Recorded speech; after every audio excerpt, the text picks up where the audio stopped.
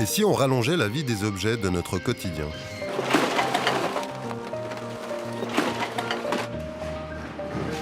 Pas uniquement en les gardant plus longtemps, mais en leur offrant une seconde jeunesse, en les remettant à neuf. C'est le business du reconditionnement. Et dans le marché des téléphones portables, ce domaine se développe très vite. En moyenne, un Suisse change de téléphone tous les 2 ans. Le problème, c'est que ces derniers sont rarement recyclés ou réutilisés. Dans un cas sur 2, ils finissent dans les tiroirs. Pourtant, pour ces smartphones dont on ne veut plus, il existe une possibilité de seconde vie. Nous sommes aux ateliers Réalise à Genève. Ici, l'entreprise Recommerce reconditionne du matériel électronique. Bonjour. Ça va? Ça va et toi? Ouais, très bien. En train de faire quoi, le Samsung, c'est ça? Ah ouais. Ok. Je nettoie pour voir la cosmétique.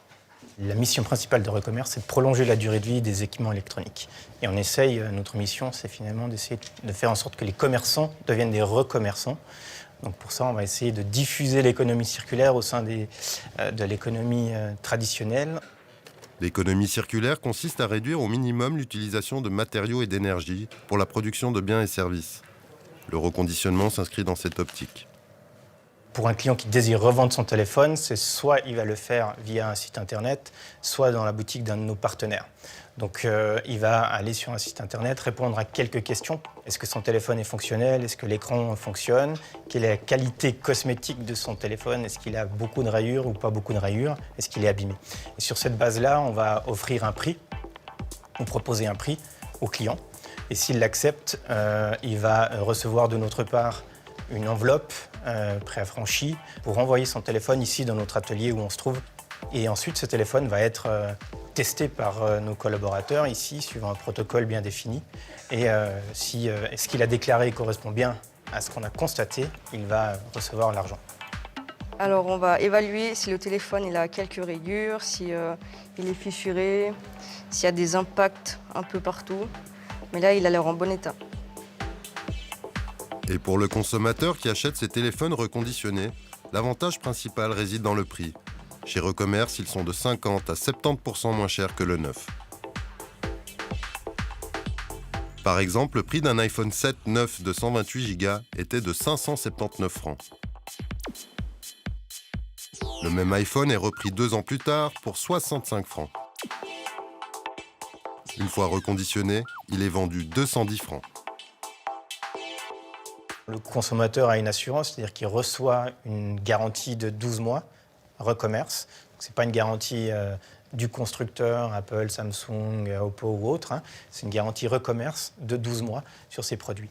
Donc effectivement, s'il y a un problème durant ces 12 mois, il peut s'adresser à notre service après-vente directement et on va les changer. Ou alors auprès du partenaire auquel il aura acheté un téléphone Recommerce. Aux ateliers Réalise, on trouve donc principalement des téléphones, des plus anciens aux plus récents. Certains n'ont même pas besoin de passer par la case reconditionnement. Beaucoup de téléphones qu'on récupère aujourd'hui sont des téléphones qui fonctionnent encore complètement, qui ont 1 année, 2 ans, 3 ans sur le marché, donc qui ont encore 2, 3, 5 ans de durée de vie sans trop de problèmes. Une partie des réparations se fait ici à Genève où on teste les téléphones, on les vide et on les nettoie. Mais quand il s'agit d'un changement plus conséquent, comme la batterie ou l'écran, les téléphones sont envoyés dans des pays européens tels que la Roumanie. Alors aujourd'hui, on n'a pas forcément suffisamment de volume aussi pour bénéficier de ces économies d'échelle ici en Suisse. Ensuite, effectivement, le coût de la réparation en Suisse est un peu plus élevé que dans d'autres pays européens. Et puis, par contre, on a l'objectif et l'ambition de faire des petites réparations ici aussi en Suisse. Donc on essaye de mettre ça en place pour pouvoir effectivement faire le plus de choses de manière locale. Même si les réparations plus importantes sont délocalisées, cette manière de consommer reste plus écologique que de jeter et de racheter du neuf. Frédéric Bordage est le fondateur de Green IT, le collectif des experts de la sobriété numérique. Pour lui, le reconditionnement est une nécessité. On n'a pas le choix. On doit massifier la réutilisation, donc le reconditionnement de nos équipements numériques, parce que les stocks de numérique sont vides. on a encore 30 ans devant nous et après on ne peut plus fabriquer de numérique. Et donc si on considère que le numérique c'est un superbe outil pour la société, alors c'est quelque part notre responsabilité que d'acheter des équipements reconditionnés et massifier le réemploi de ces équipements. Le reconditionnement du numérique qui va des smartphones aux IRM dans les hôpitaux est un enjeu particulièrement important. Les 80% de l'impact écologique du numérique réside dans la fabrication des équipements. Par exemple, un téléphone de 200 grammes, c'est jusqu'à 200 kg de ressources excavées, en majorité non renouvelables. Comme le cobalt, en République démocratique du Congo. Mais le numérique, c'est aussi un domaine dans lequel les consommateurs ont pris l'habitude d'acheter du neuf. Le numérique était mauvais élève du reconditionnement parce que finalement, on avait un petit peu peur. C'est un peu paradoxal. On n'a pas peur de rouler à 130 km/h sur l'autoroute dans un véhicule, alors qu'il y a un risque vital finalement. Mais on a encore un petit peu peur, on avait nettement plus peur avant, d'acheter un smartphone d'occasion. Le concept du reconditionnement qu'on veut désormais appliquer au numérique existe en fait depuis longtemps. On peut tout reconditionner. On peut reconditionner un téléphone, un smartphone, on peut reconditionner un véhicule, une voiture, on peut reconditionner une maison finalement quelque part quand on remet en état une maison. Finalement, l'idée du reconditionnement, c'est un principe qu'on met déjà en œuvre depuis des décennies sur les voitures dites d'occasion, mais qui sont en fait remises en état par le concessionnaire qui va vous les revendre, ou le photocopieur même qu'on va utiliser dans une entreprise. On a l'impression qu'il est neuf, mais la plupart du temps, le fabricant l'a remis à l'état neuf, l'a reconditionné. Nous avons d'ailleurs en Suisse un précurseur du reconditionnement industriel. À Bulle, chez le fabricant d'engins de construction germano-suisse Liebherr, certains clients exigent la durabilité. On a commencé il y a 20 ans, je crois, en 2004, on a professionnalisé ce programme et on offre ça pour des composants différentes. Les moteurs diesel et gaz, les pompes et moteurs hydrauliques, les vérins et les boîtes de vitesse et les réducteurs.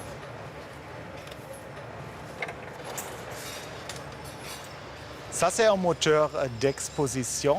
On voit une moitié un moteur vieil, rouillé, au moment quand ça sera rentré chez nous. Et après ça, après le processus de réusinage, on voit ça regarde comme nouveau. Et il y a beaucoup de pièces qu'on peut réutiliser dans ce processus. Par exemple, le bras des cames, il y a les biais, on a beaucoup de pompes qu'on peut réutiliser, des pièces d'électronique. Et si on regarde ça, on peut récupérer jusqu'à 80% d'un moteur dans ce processus. Pour l'entreprise, reconditionner des moteurs et autres machines n'a que des avantages. Nos clients peuvent utiliser leurs machines plus longtemps et ça, c'est un avantage. Le deuxième, ça, c'est l'économie. On peut offrir des composants sur un niveau de prix moins cher que les composants nouveaux. Et la dernière, la plus importante, ça, c'est aussi l'écologie. Ja? L'empreinte carbone, on peut réduire jusqu'à 50%. Au-delà des préoccupations écologiques, Liebherr peut désormais vendre 2 fois la même machine.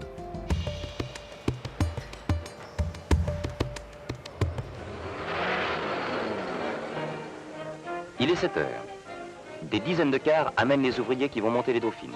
Les 9 km de convoyeurs sont remis en route.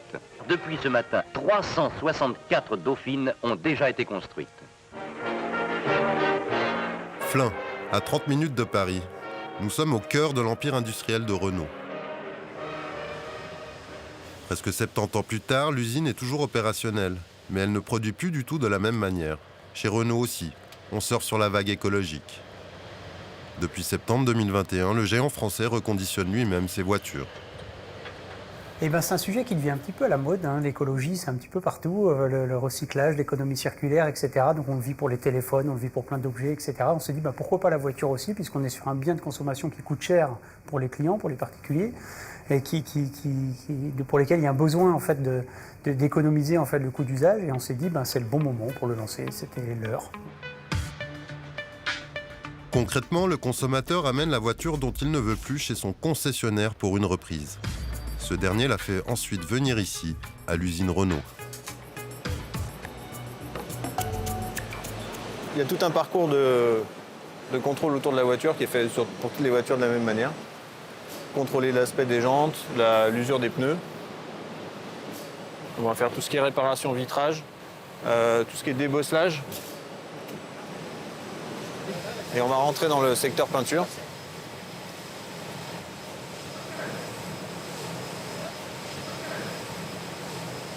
On va passer à la phase cosmétique, donc c'est un nettoyage poussé de tout l'intérieur du véhicule et une finition de la partie extérieure.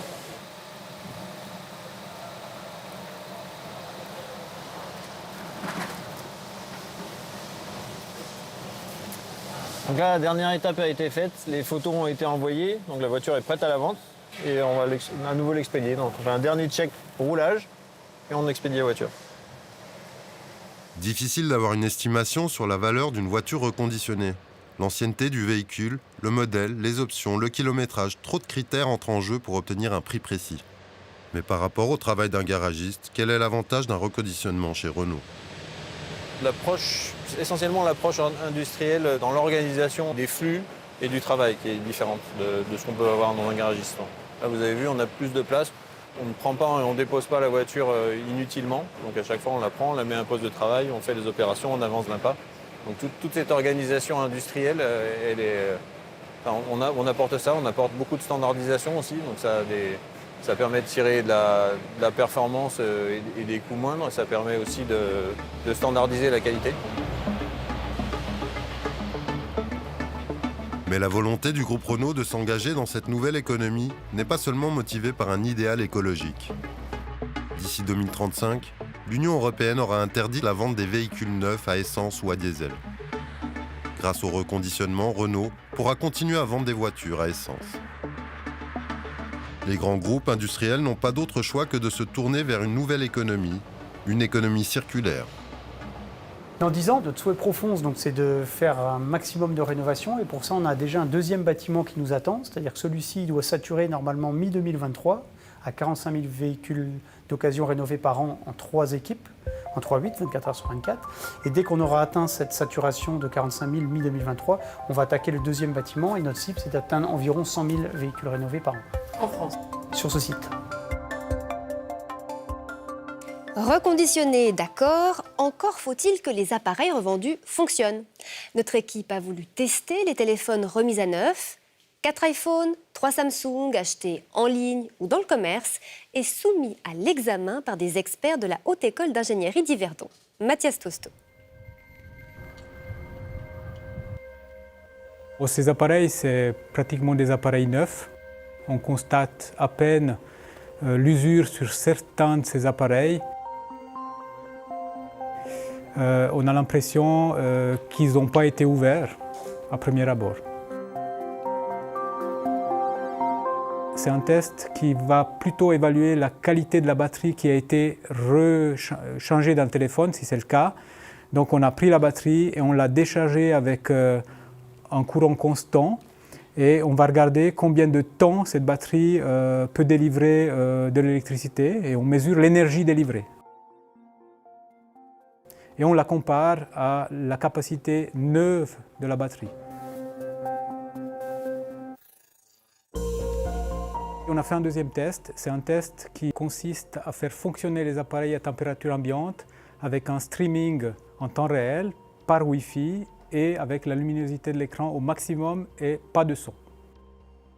Donc on a fait ce test 2 fois à 22 degrés à peu près et on a fait ce test 2 fois à 0 degré dans une chambre climatique. Les premiers résultats montrent des autonomies assez grandes, proches des 5 heures, sauf pour un cas où on est en dessous des 3 heures. Et l'écart se creuse à basse température. À 0 degré, par exemple, l'écart devient important pour un des appareils et on soupçonne qu'il n'a pas été reconditionné par rapport à sa batterie.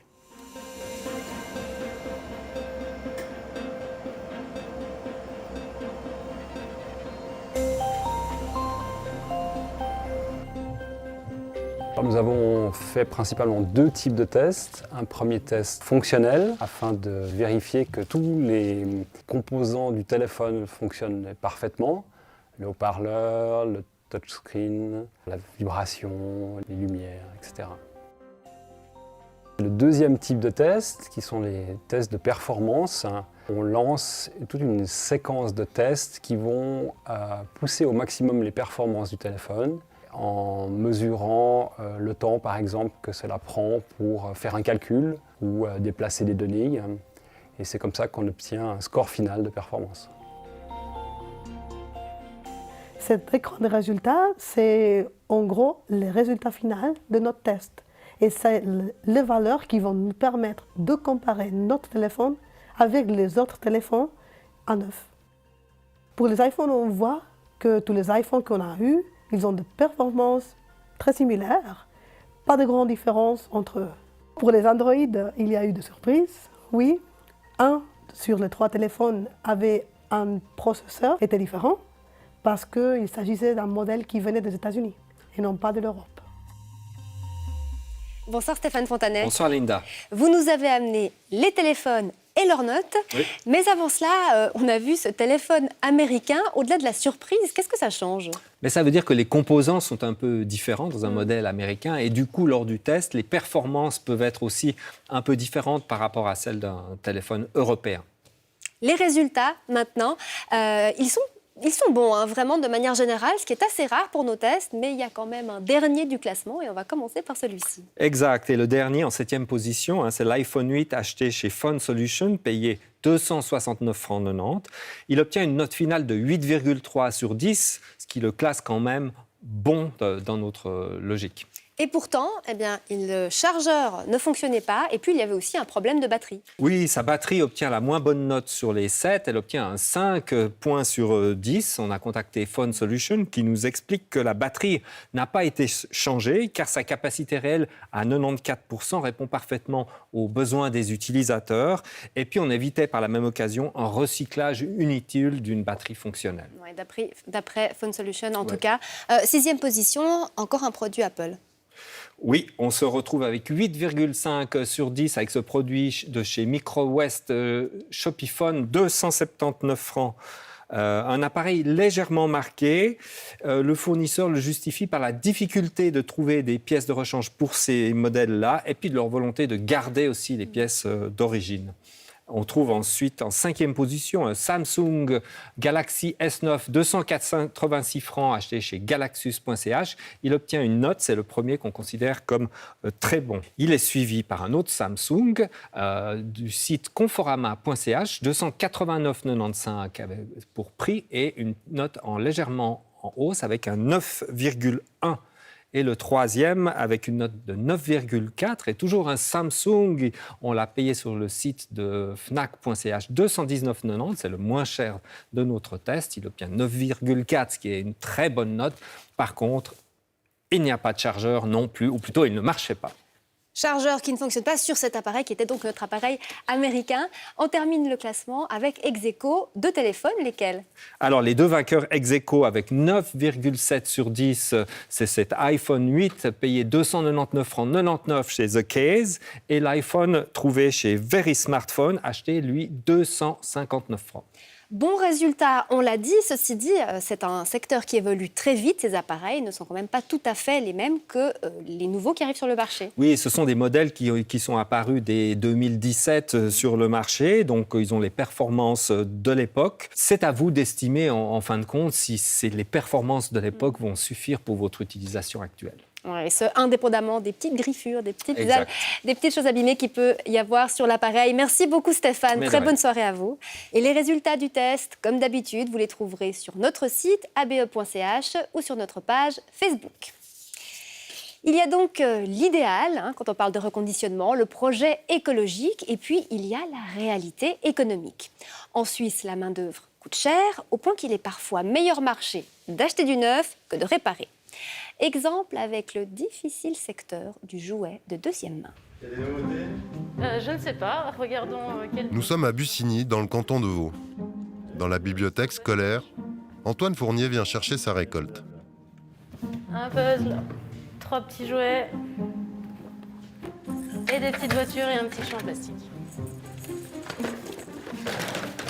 Tiens Antoine. Alors l'aventure a commencé en fait il y a 5 ans, c'était pour la fête d'anniversaire de mon fils.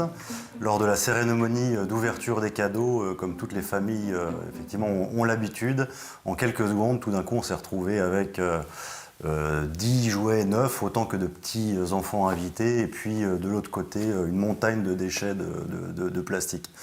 Et puis voilà, on s'est dit que là, on avait raté quelque chose par rapport, nous, aux valeurs dans lesquelles on croit, on s'investit, notamment par rapport à une consommation plus durable. Il y avait quelque chose à faire. Et c'est là qu'on a décidé de lancer Aniver. J'amène les bouquins. Ça, on peut mettre, on choisit, c'est pour les boîtes 3-5 ans. Le concept d'Aniver, c'est récupérer les jouets dont les familles ne veulent plus et les remettre à neuf pour les revendre. On a des points de collecte, c'est grâce à différents partenaires qui nous ont soutenus, où les familles déposent leurs jouets. Nous, on va les reconditionner et puis en échange, on va offrir des bons d'achat aux familles, simplement à faire valoir sur notre e-shop. Et puis ensuite, selon le reconditionnement des jouets, alors on va les mettre en vente soit sur notre e-shop, soit sous forme de pochettes, boîtes surprises et de produits vraiment destinés aux anniversaires. Aniver est un projet familial. Antoine Fournier a lancé l'association avec sa compagne Sandra. Il faut commencer, je trouve, depuis tout petit, où on explique aux enfants qu'un jouet, une fois qu'on n'en a plus envie, peut-être qu'un autre enfant en aura envie. Et puis plutôt que de racheter un nouveau jouet, on peut toujours prendre un jouet qu'un autre enfant n'avait plus envie avec lequel il n'avait plus envie de jouer. Et voilà, je pense que j'espère que ça a un bel avenir, parce que là, effectivement, à l'heure actuelle, on est obligé de penser autrement que de toujours gaspiller du nouveau, le neuf, enfin voilà. L'association compte donc sur l'aide de ses membres, comme Laetitia.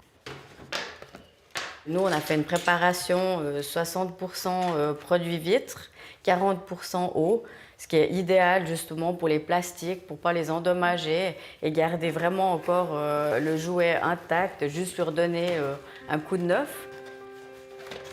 Une fois reconditionnés, les jouets sont stockés dans la cave familiale. Alors voilà, on est à la cave où on a une partie de notre stock, une partie de ce qui est sur notre e-shop. Là, c'est plutôt pour les jouets de 0 à 2 ans, par exemple ceci. Là, on a juste les jeux de société, les livres, par exemple. On n'a pas de local, donc pour l'instant, on stocke tout dans la cave, le carnotté, enfin, les sous-sols de la maison.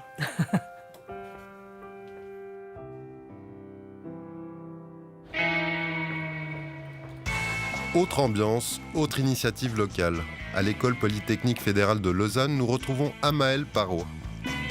Cet étudiant en environnement de 20 ans est à l'origine du rapport Impact environnemental du numérique à l'EPFL. La question c'était, si on prend toutes les activités numériques de l'EPFL, combien est-ce que ça pollue? Parce que l'EPFL s'est posé la question pour la nourriture, pour les déplacements des collaborateurs, pour les voyages en avion de tous les chercheurs. Et on s'est posé la question pour le numérique. C'est comme ça qu'on a commencé, et puis ça a permis de lancer une prise de conscience à l'EPFL, puisqu'en fait ça représente jusqu'à 20% de toute l'empreinte de l'EPFL en termes de CO2. Donc 1/5 de l'empreinte environnementale, c'est juste le numérique, ce qui est énorme. Et du coup, c'est comme ça que je suis arrivé dans le sujet du numérique responsable. Nous, ce qu'on a recommandé, c'était d'attaquer le dur du problème, c'est centraliser le matériel pour qu'une fois qu'on a fini avec un ordinateur dans un laboratoire d'informatique, il puisse aller dans un laboratoire de mathématiques ou dans un laboratoire d'environnement ou auprès de l'administration et qu'il puisse au fur et à mesure de sa vie être utilisé plusieurs fois.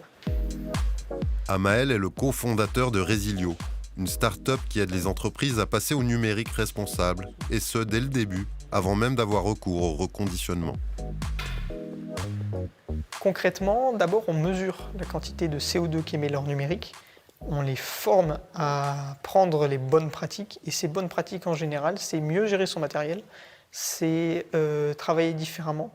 Donc en enlevant par exemple le papier ou le numérique inutile dans les applications, ça va être transformer la façon dont on travaille. Donc on va travailler à la fois sur la performance environnementale et économique pour améliorer la situation au niveau du numérique. L'entreprise est jeune, mais elle compte quand même quelques gros clients, comme la ville de Lausanne ou encore la marque de cosmétiques L'Occitane. Mais pour les initiatives locales, l'équilibre économique n'est pas toujours facile à atteindre. Retour à Bussigny, chez Aniver. L'objectif, c'est de s'inscrire dans une économie circulaire et de pouvoir en fait simplement s'autofinancer et voilà, proposer des jouets reconditionnés de manière durable financièrement également. 2 ans après le début de l'aventure, cet objectif n'est que partiellement atteint pour Aniver. La grande difficulté de ce genre d'entreprise, c'est qu'en payant des salaires suisses, ils prennent le risque de vendre des jouets plus chers que le neuf. Ce qu'il faut savoir, c'est qu'un salaire horaire en gros de 25 francs en Suisse, et le coût moyen d'un jouet vendu sur notre e-shop est également de 25 francs. Donc vous voyez bien que si quelqu'un y passe une demi-heure, alors effectivement la moitié du coût de vente est absorbée par le reconditionnement. On se rend compte que malgré les revenus du e-shop, malgré les revenus des ventes des boîtes, on n'a pas trouvé notre équilibre économique, et là il y a un vrai défi. Le temps de réfléchir à un modèle financièrement plus soutenable, Aniver se met en pause. Pourtant, les clients ne manquent pas. C'est ce qui est surprenant dans le marché du reconditionnement. La demande excède l'offre. Aujourd'hui, les consommateurs, ils sont acquis à la cause et ils sont convaincus de l'intérêt qu'ils ont à passer sur du reconditionné. Il y a des gens pour acheter du reconditionné, mais il n'y en a pas suffisamment pour fournir reconditionné. Et c'est plutôt les industriels qui devraient aujourd'hui, en se séparant de leur matériel, s'assurer qu'il est reconditionné pour approvisionner le reste du marché, puisque la demande, elle est là, elle existe et elle avance très vite.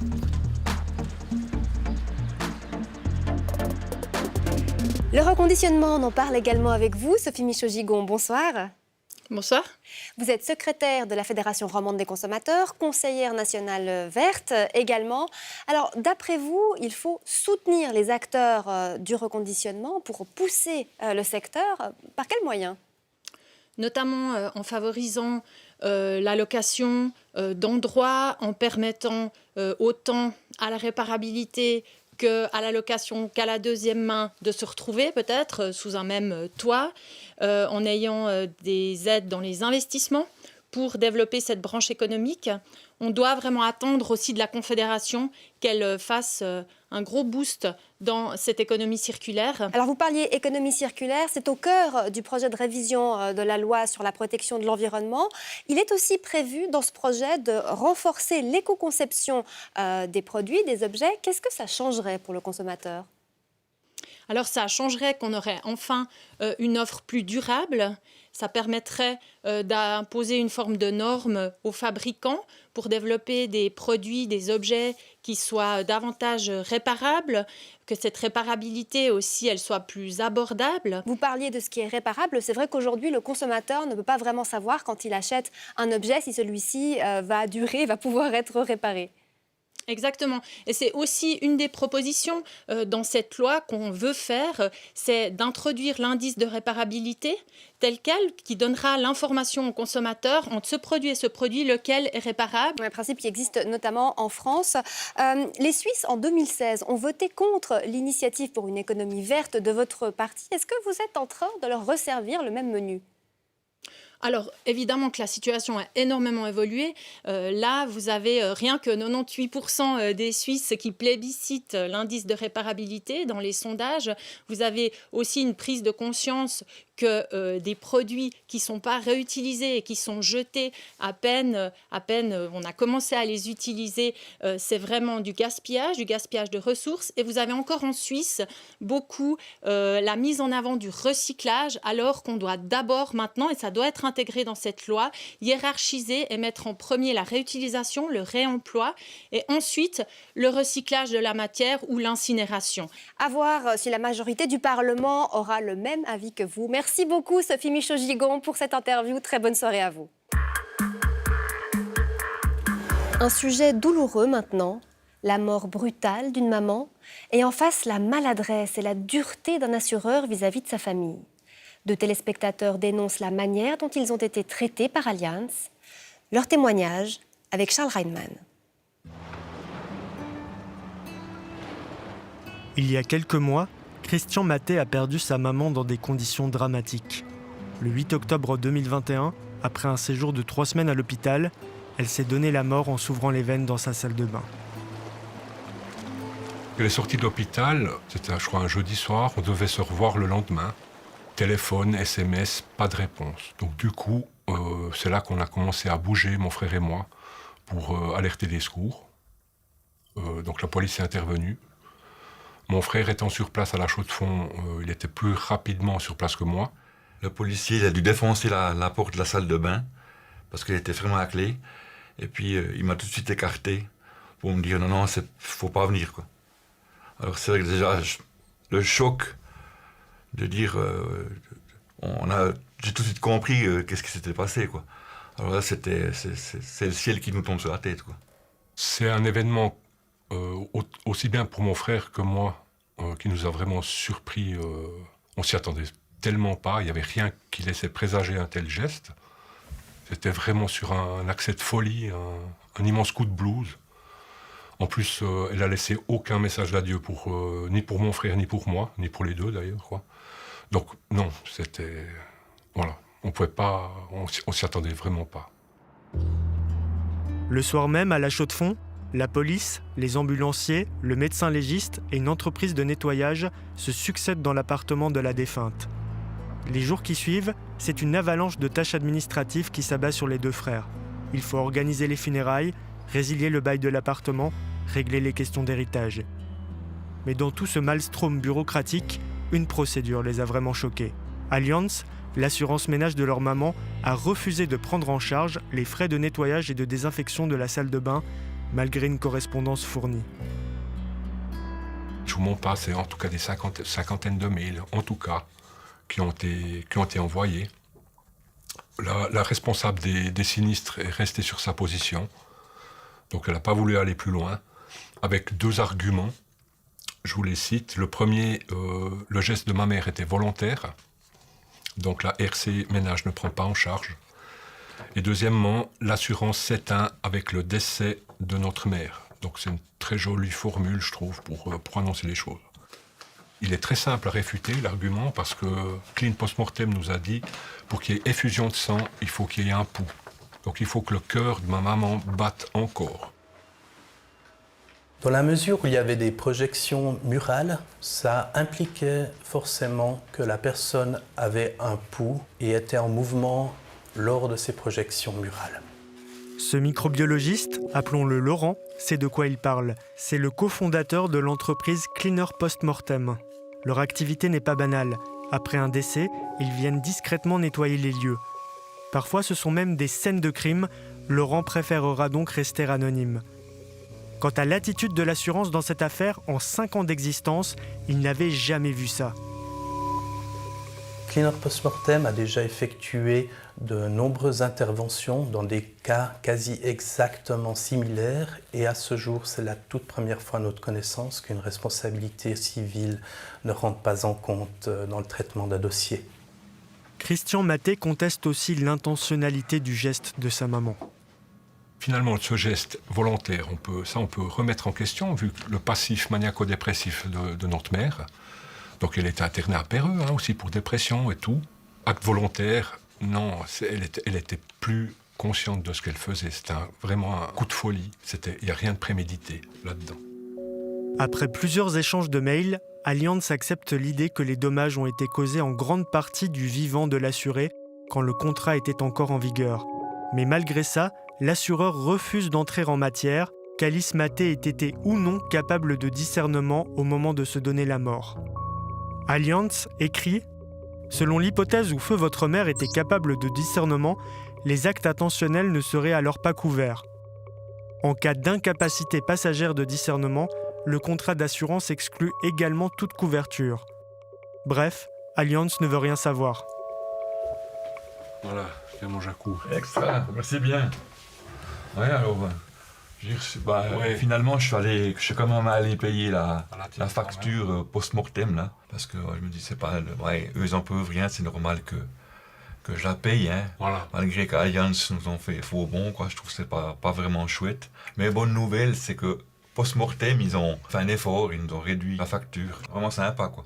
Et puis ce qui est terrible, finalement, c'est quand même c'est le fait que la mère a toujours payé ses factures en temps et en heure. Et puis là, quand on a vraiment besoin d'eux, il n'y a plus personne, quoi. Ouais. C'est vraiment triste, quoi. C'est vraiment triste.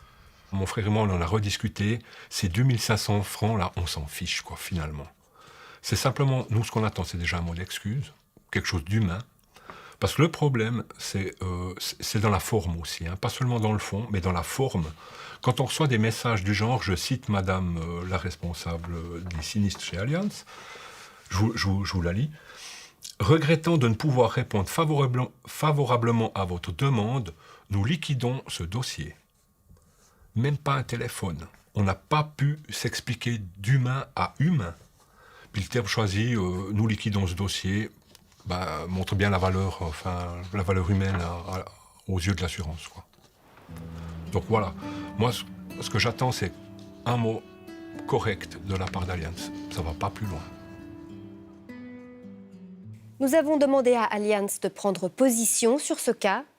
L'assureur, d'abord, présente ses condoléances à la famille et nous écrit « Même si la décision est correcte d'un point de vue actuariel et juridique, nous nous déclarons prêts à prendre en charge les frais de nettoyage de l'appartement. » Revirement, donc, et changement de ton au terme de ce bras de fer malvenu.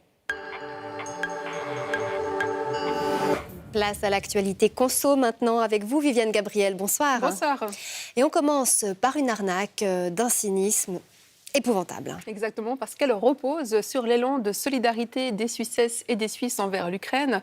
Un élan exceptionnel. Souvenez-vous de la somme récoltée par la chaîne du bonheur la semaine dernière. Et ça éveille l'appétit des arnaqueurs. La preuve avec ce message qui a peut-être atterri dans votre boîte mail dernièrement. Oui, alors c'est en anglais, mais en gros, ça dit « L'armée ukrainienne a besoin de votre soutien. S'il vous plaît, aidez-nous à défendre notre liberté et notre indépendance. » Et puis, il y a un lien vers ce qui semble être un compte ouvert par la Banque nationale ukrainienne. Eh bien, ne cliquez pas sur ce lien. Si vous le faites, vous allez bien verser de l'argent, mais il va terminer directement dans la poche de malfaiteurs. C'est un piège, nous dit la prévention suisse de la criminalité, et il y en a sans doute d'autres qui circulent. Oui, dans le doute, donc, mieux vaut privilégier des organisations connues et reconnues. C'est ce que préconisent effectivement les experts de la sûreté, et aussi d'éviter de suivre des liens sur les réseaux sociaux. Prudence, vigilance, conseils utiles. Et ce n'est pas le seul domaine d'ailleurs, puisque les escrocs rôdent également sur les sites de petites annonces. Alors oui, on connaissait tous le coup classique. On craque pour un article sur Internet, on paye et on n'en voit jamais la couleur. Eh bien, les choses peuvent également mal tourner quand c'est vous qui vendez un article. Oui, d'ailleurs, on a reçu quelques courriers de téléspectateurs dans ce registre. Un exemple, c'est ce manteau mis en vente sur Anibis pour le prix de 30 francs. Alors, le vendeur, il reçoit un message via WhatsApp, un message d'un acheteur potentiel qui lui dit ceci. J'habite loin de chez vous, je souhaite acheter des marchandises en livraison. Je vous enverrai un coursier spécialisé et il récupérera la marchandise et vous recevrez de l'argent via une transaction en ligne. Tout est simple, ajoute-t-il. Arrive ensuite une confirmation aux couleurs de la poste. Oui, l'article a bien été payé. Arrive ensuite un lien sur lequel il faut cliquer pour encaisser l'argent. Et puis une invitation à entrer toutes les données de sa carte de crédit. Et si le vendeur fournit toutes ces informations, qu'est-ce qui se passe ? C'est une avalanche de SMS SMS qui arrive et qu'il informe qu'il est en train d'effectuer des paiements. Alors, dans le cas de notre témoin, ce sont des paiements en devise biélorusse pour un montant total de 5 000 francs. Hein, c'est pas rien. Heureusement, dans ce cas-là, les transactions ont pu être bloquées à temps. Donc 5 000 francs qui peuvent s'envoler comme ça, alors qu'on pense encaisser un paiement de 30 francs. Comment réagit Anibis? En rappelant cette consigne de sécurité, il ne faut pas donner suite aux ventes qui impliquent l'intervention d'un transporteur, d'un coursier. Et puis, sinon, Anibis annonce le lancement d'un nouvel outil de paiement sécurisé, précisément pour ces ventes avec livraison. Et il s'appelle, ça ne s'invente pas, il s'appelle Escroc. Effectivement, escroc, on s'en souviendra. Du côté de la Poste également, dont les couleurs sont utilisées dans le cadre de cette arnaque. Oui, et la Poste insiste sur le fait qu'elle ne demande jamais de données personnelles, que ce soit numéro de carte de crédit, mot de passe. Elle ne les demande jamais par message, par téléphone ou par mail. Excite les transactions virtuelles. On revient maintenant au monde physique. Qu'est-ce que vous nous avez amené aujourd'hui? Un petit objet qui brille de 1000 feux, de 1000 LED, je vous le confie. Vous allez voir, c'est très ludique, ça change de couleur. Ça change de couleur et je ne sais pas à quoi ça sert, peut-être à faire peur aux enfants. Pas que, ça sert aussi à prendre soin de sa peau, à lui donner un petit coup de jeune. C'est un produit qui fait beaucoup parler de lui en ce moment sur les réseaux. Selon le mode d'emploi, chaque couleur a sa raison d'être. Le rouge, c'est anti-âge, le bleu, c'est antibactérien, etc., etc.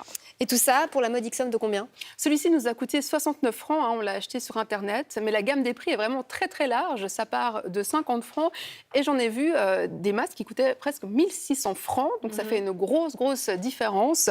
Pour y voir plus clair, nous sommes allés à la rencontre de la présidente de la Société suisse de médecine esthétique à Montreux. Alors, les lampes LED qu'on utilise dans les cabinets médicaux et dans les cliniques sont utilisées, à vrai dire, par les médecins depuis plus de 30 ans. Et en fait, on a bien démontré leur intérêt dans les traitements des lésions inflammatoires de la peau, des cicatrices, par exemple l'acné. Toujours la lampe rouge, ça a un effet plutôt liftant, très sécure, sans problème et effectivement très efficace. Typiquement, les masques à lumière LED ont été inspirés des lampes LED qu'on utilise dans la pratique médicale. Les niveaux d'énergie qui sont utilisés par ces appareils sont beaucoup plus faibles. Bon, pour une question de sécurité, parce que ce sont des appareils à usage domestique. Alors, est-ce que les faibles intensités sont aussi efficaces que les intensités plus fortes? Ça, c'est une zone un peu grise, on ne sait pas trop. Est-ce que les petites intensités, si on fait 3 fois par semaine, on arrive au même résultat? Il faudrait avoir une étude clinique, et ça n'a jamais été fait. Est-ce qu'il y a des risques à utiliser des produits qu'on aurait commandés sur Internet pour la peau ou pour les yeux? En dehors du fait que il faut bien fermer les yeux, faire attention aux yeux, bien nettoyer la peau avant, et puis le fait que on ne fait pas de traitement chez la femme enceinte, mais ça c'est juste par principe. Normalement, il n'y a pas de problème particulier. A priori, pas de risque donc, mais enfin, ce n'est pas non plus la fontaine de jouvence. Alors, dans ce contexte, si vous voulez quand même essayer, un petit conseil, privilégier des fabricants qui font déjà des lampes LED à usage médical et surtout vérifier que le masque que vous choisissez ne dégage pas d'ultraviolet. Oui, parce que ça peut endommager votre peau. Merci beaucoup Viviane. Bonne soirée. Et très bonne soirée à vous.